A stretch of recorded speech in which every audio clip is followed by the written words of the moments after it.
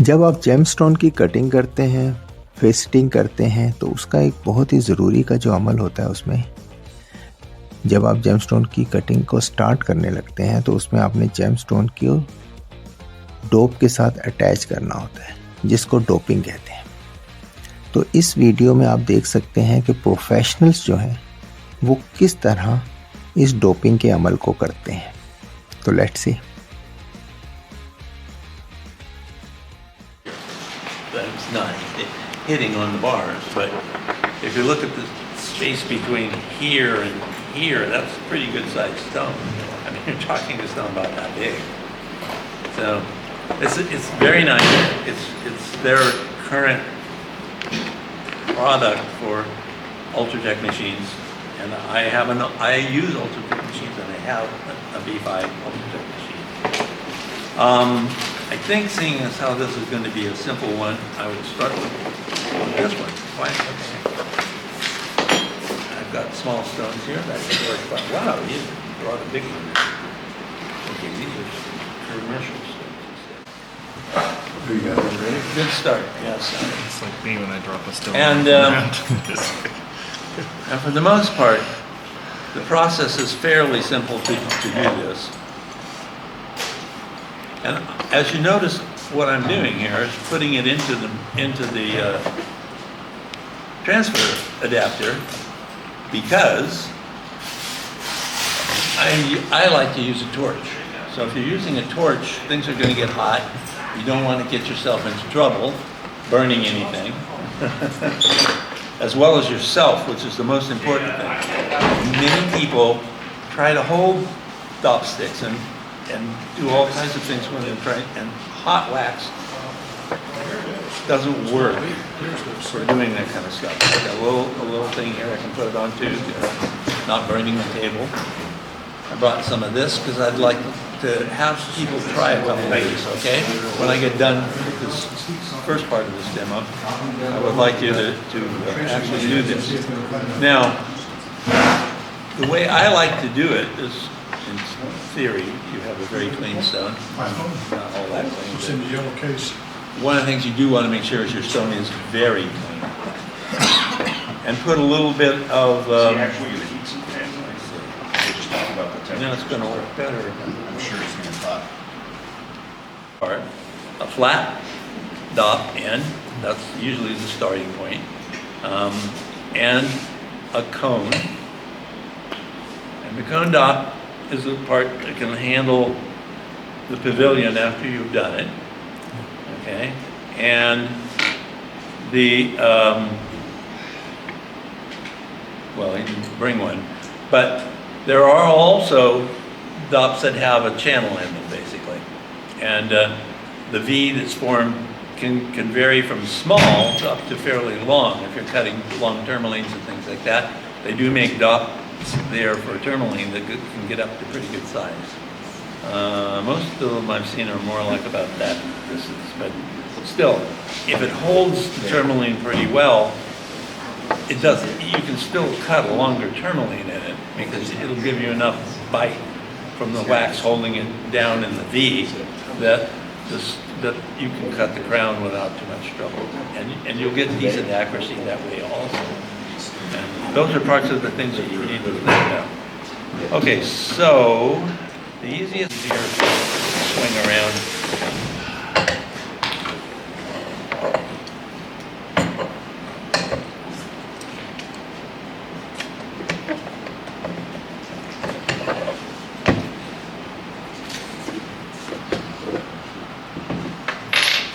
Needs to be worked a little. I put oil on it, but it looks like it's needs to be re-oiled.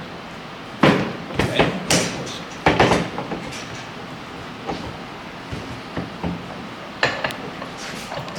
No, none.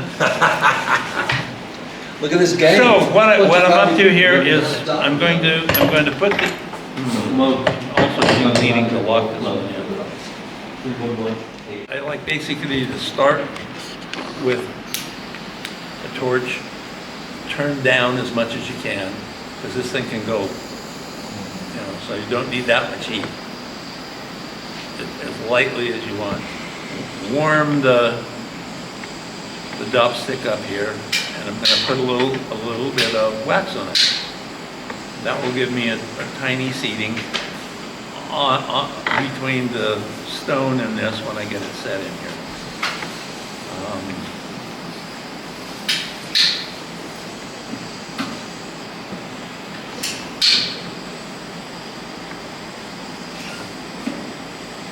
And put a little daub of wax on it. Not a lot, it doesn't take much, okay? Because we're gonna put wax around it more, which is where the hold comes when you wax it. So that's the starting point right now for this. And I will put the stone on there and jam the other side down to hold it. That's why this is a cone daub, so it will work better for doing that.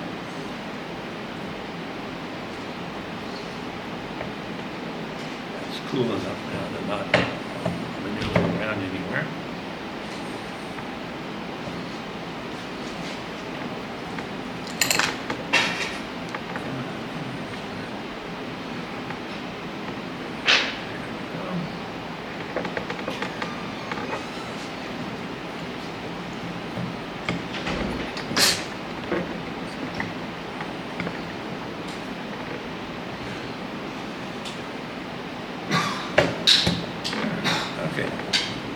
So all I did to starting off now is just bring the bottom one up now here to allow the other side of the stone to press on that.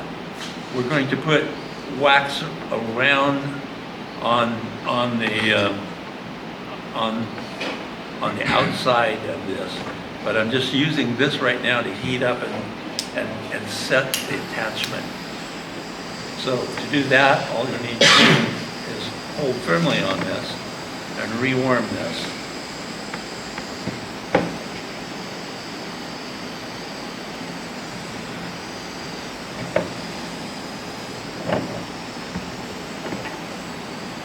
Now, if I've done it right, in a few minutes here, or a few seconds, whatever, wax does set up fairly quickly. But the brass does hold the heat for a fair period of time too, so I may or may not pull this off, but I want to demonstrate that it now in theory is there, okay? So you now have a waxed stone, and you can go off on a dop with this. I've seen people do that, but that's, to me, is a little bit chancy. And so that's one of the things I like to do. The easy now is to hold this so nothing gets loose again. I just lock that in. The one thing to look for, obviously, in a transfer adapter is to make sure you can lock everything. These don't have that, so you have to be careful to slide things around, loosen these up, slide things around, tighten them back again. It does work. I mean, it's perfectly capable of doing a good job, but it's not quite as much as what you really like. Now, what I like to use, I don't know how other people look at this, but from my point of view, I have a couple of dental tools that I talk to my dentist giving me. And I've had these for a bazillion years. As you can see, they're really well heated and messed up and no longer useful for dentistry. They weren't anyway. He was going to throw them away, he said. And I use the torch to melt some wax onto the tool, which will give me the ability to then put wax onto the stone, around the stone. You can get out fairly far, as you can see. There's no difficulty at all in getting it to melt. And you've got a nice blob you can put on there. So I put the blob on here. It's not warm right now, so it's not taking it very well. But I'm going to start heating it up now, so it will. And just let it run around the stone.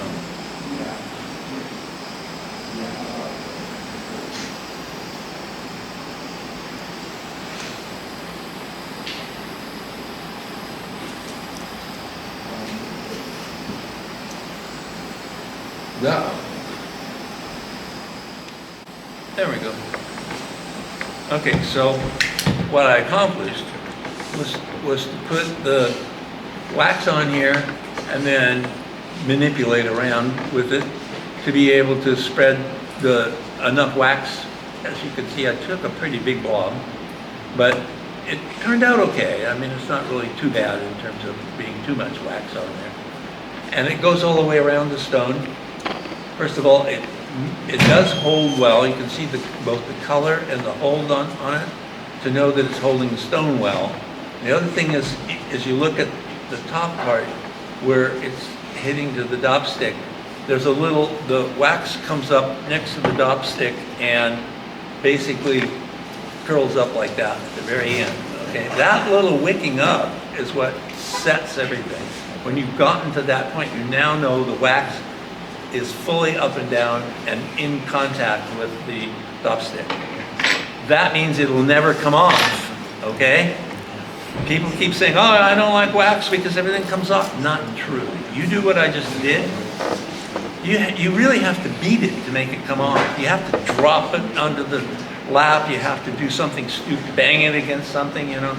It's not going to come off. Wax, this is red wax, by the way. And the other one I use is black wax. And these are both waxes that are designed. This one is 170 degrees where it melts. This one's 174 degrees. And if you look at the green wax that you see when people are doing dopping, which is part of the problem David had, which, you know, is 150 degrees. Well, 150 degrees does not hold as well on a stone. So the reason that they use that with the cabochons is that they have a big hold on the stone typically. Okay, you've got a big blob on there, and you've got everything clean, you set it down on the cab and it goes shh and spreads all over the place. And you've got a, you know, 1/4 inch or bigger even stick, you know, that it's all on.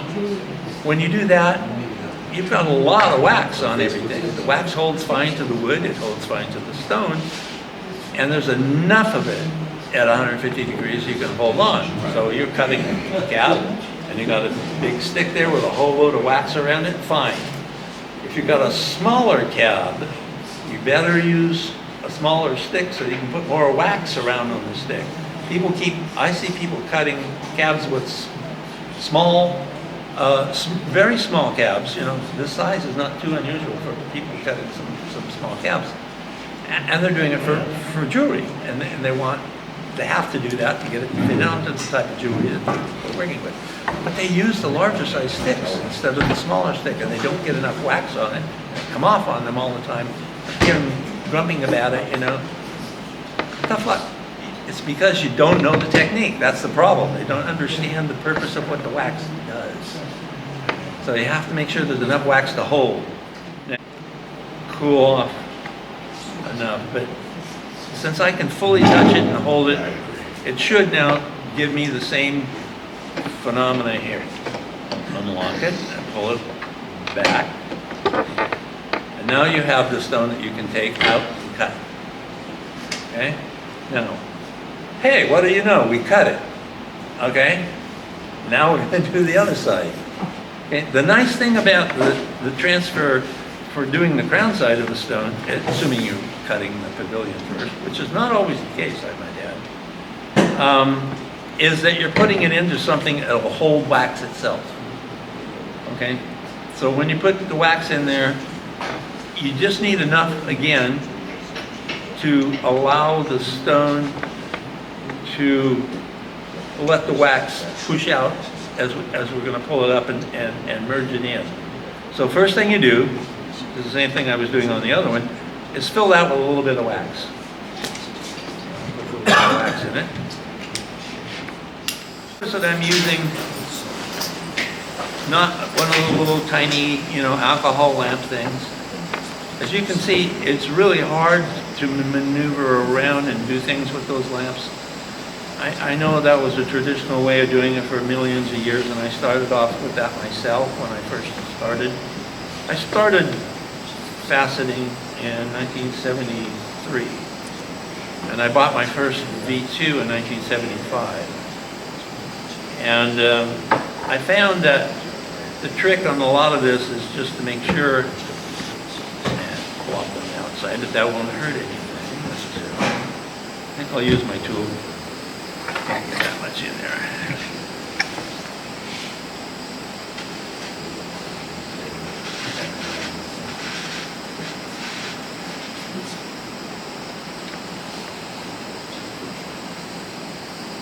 And you notice I'm holding this fairly far out because the wax melts relatively quickly.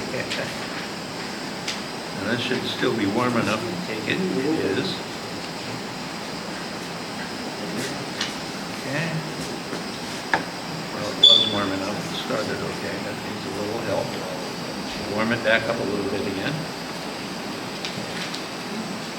See all the wax I have here.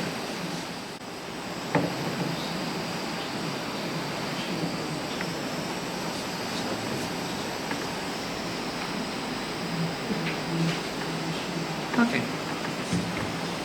Now, it's not totally full, but it's full enough to make the transfer. The more you put in there, the more it's going to get squeezed out. And the more likely it's going to go back over your girdle facets. So not putting too much in there actually is better to start with. And you put a little more on if you need to.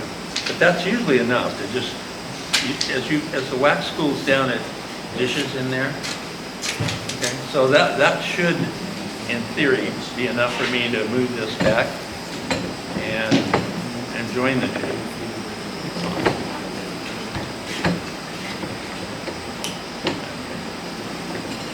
Hey, you guys see Dennis uses a torch. Yep. That means he's fearless. No, it means I need a tool that's easy to use. Yeah, it's way easier. Everybody's got their thing. Yeah, well, I will have to say it's way easier. But then you got to rotate your fixture, not Your table. because your torch. Yeah, oh yeah. Big deal.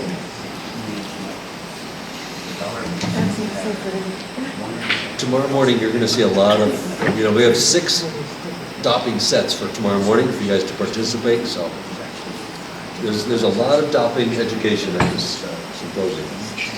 Yeah, that's sort of like you picked out as the key thing to talk about. How you get that off, okay?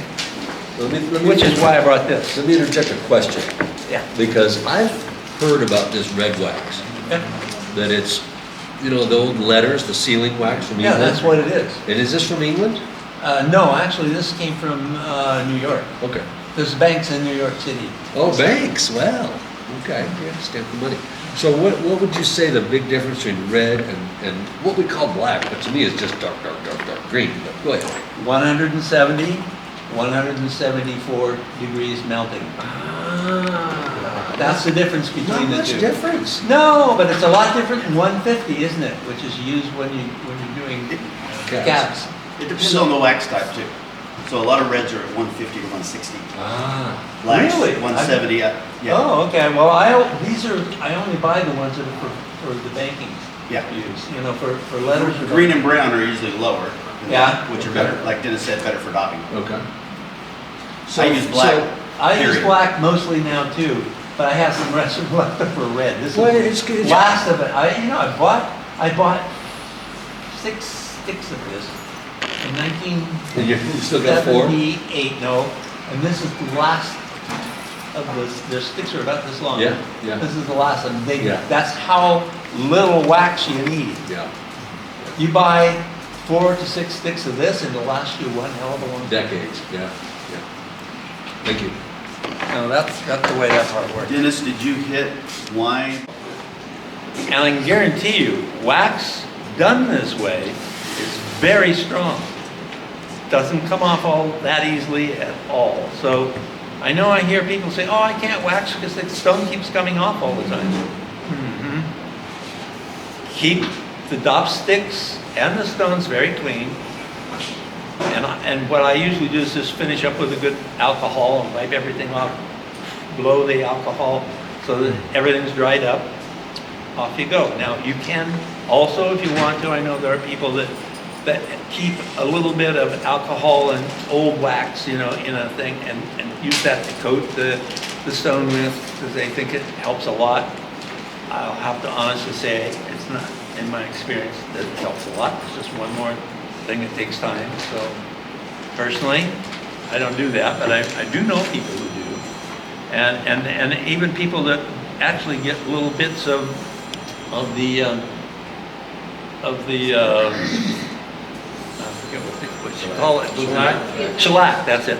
They get the little bits of shellac and melt those on to the stone too. So, you know, you can definitely do those things.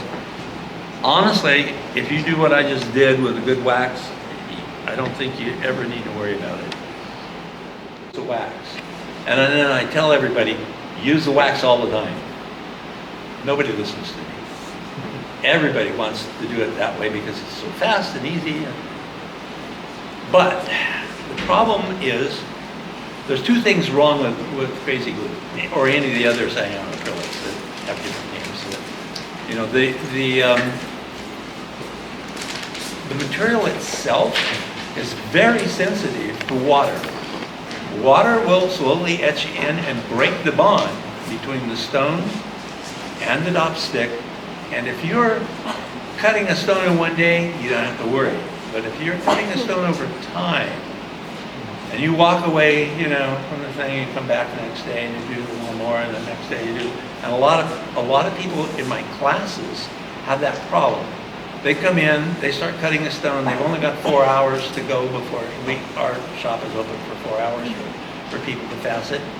And they can come back a few days later, but a lot of people will come back, you know, next week, you know, because there's only one day a week they can only get loose to do that. They reorient their stone and they put it back on there and it falls off.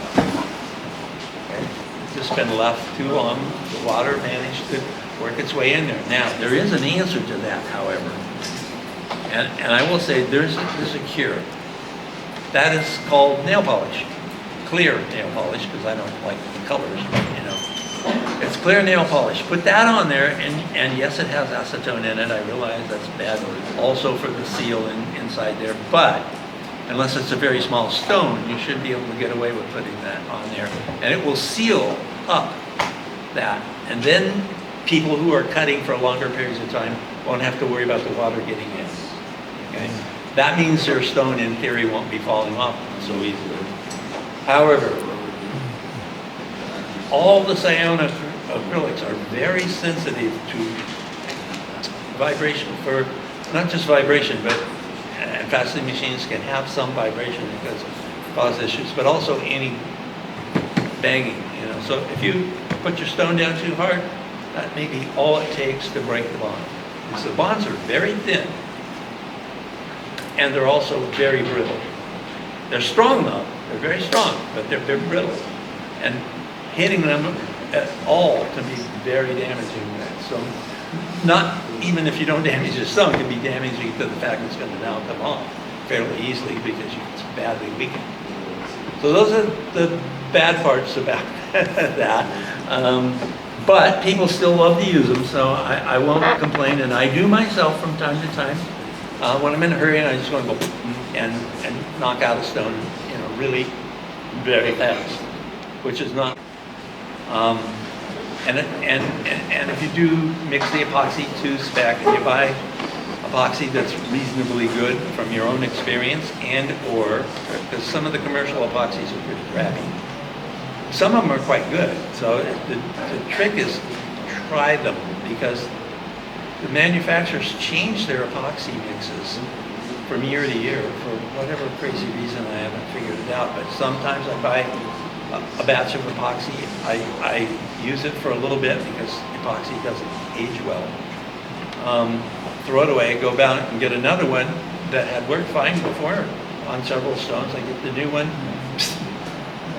stones come off. And having a stone come off with epoxy, first of all, seems impossible, but it isn't. And that's what led to a lot of difficulties. So I ended up buying some commercial high standard epoxies and used those for a long while. And the trick there is, again, shelf life. They all say the shelf life is 6 months. The shelf life is at least 2 years, actually. They lie. They want you to buy some more, you know. And it's true, that's their spec for, you know, these are epoxies that are designed to go into missiles and fly up into outer space and crap like that. They have a very low shrinkage. They have very good outgassing and in-gassing. Penetration of any gases is very low in a good epoxy like that. They work very well.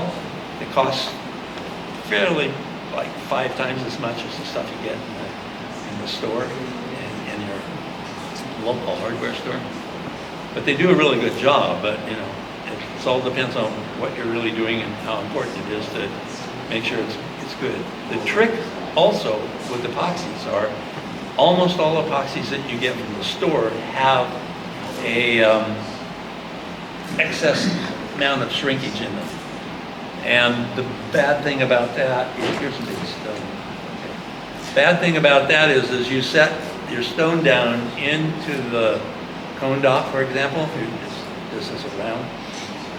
You need to put the stone down, and then you need to slightly lift it back up again. Lock it in place and let it cure. Now, if you don't do that, your stone basically is bonded to the metal by the epoxy. When it starts to go, you can lose the tip of your stone. How would that be, huh? Don't do that. Pull it back up. You do put it down, then pull it back up just a hair. That will make sure that you don't do that, and that the epoxy will then kind of slip around it as it shrinks. All the epoxy shrink. It's just a matter of how much.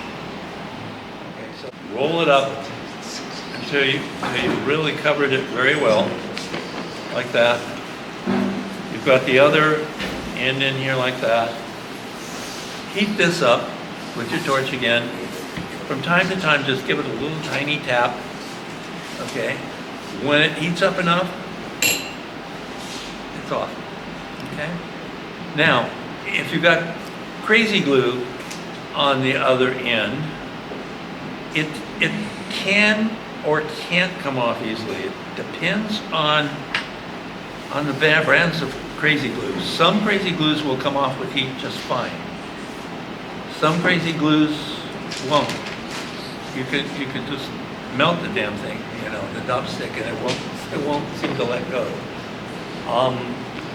I gather that crazy glues manufacturers have various temperature things. I was under the impression pretty much everything would come off if you got. Does it release that too? Yes, I typically can get the epoxy off heating it up. So after I've transferred the stone, I just take it out, and after I've cut it, I just use enough heat to get it to drop off. The epoxy does break down in the same rough range, in 150 to 250 or so, 250, and maybe a little bit up from that range too. And the good epoxies actually do take more heat, unfortunately. So it can be harder to get off. But most of the time, I put my epoxies into epoxy remover from the store. I just drop the finished stone into the epoxy remover 4 hours or so later, sometimes longer, because the newer ones, they took out the good methylene chloride or whatever the name of it. Yeah. Can I add? Some of them are designed to remain flexible after they're cured. Yeah, that's true. You don't want that when you're polishing a stone. Absolutely You not. need to read the package and select something that sets up the rigid. Actually, it's a good idea to go online and read the detailed specs from the manufacturer. I do that on all the epoxies now because I learned my lesson too about that kind of stuff. You're. Like once you get the rough gets to be Epoxy. like here. Okay, thank you. Yeah, I mean, yeah. Okay. Anything that's that small, it's really hard. If you're lucky to get it on there. Epoxy will set up hard and hold it, and you can cut one side. Now the trick there is, of course, transferring. So I use epoxy on the other side too.